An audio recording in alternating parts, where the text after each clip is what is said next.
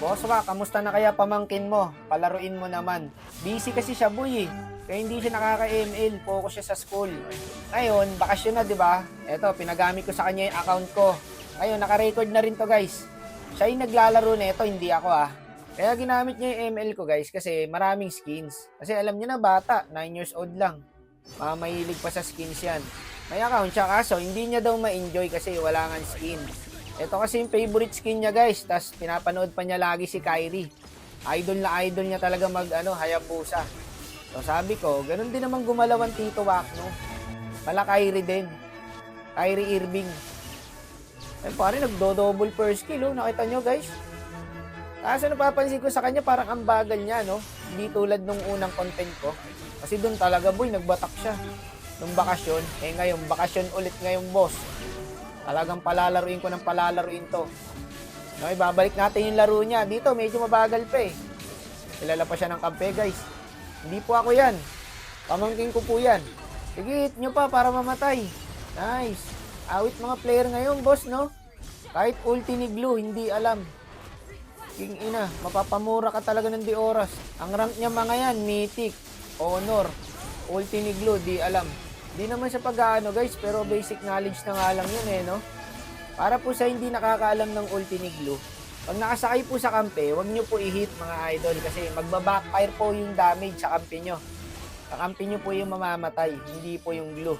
Huwag po i-hit, huwag rin po iskilan. Okay? Pero pagka may galit kayo sa kampe nyo, eh talagang i-boost nyo yung skill para mamatay kagad. Bakit parang nahihirapan yung pamangking ko, boss? Pero maganda yung standing niya, 12-4. Kung may ulti siya rito, patay sana tong dalawa eh. Babalikan niya yata, boy.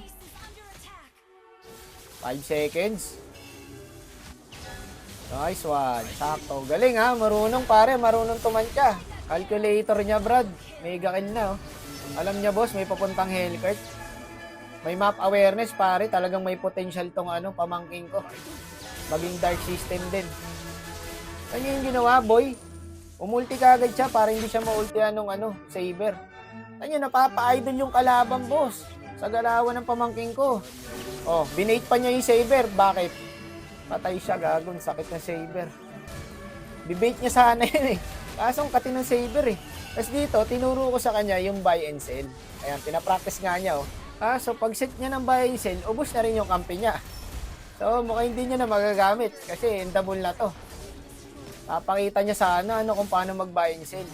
GG's idol. GG's din po sa mga kalaban ng pamangking ko rito. Wala, hindi kinaya guys. Okay lang, nice try lang kasi unang game pa lang naman niya guys.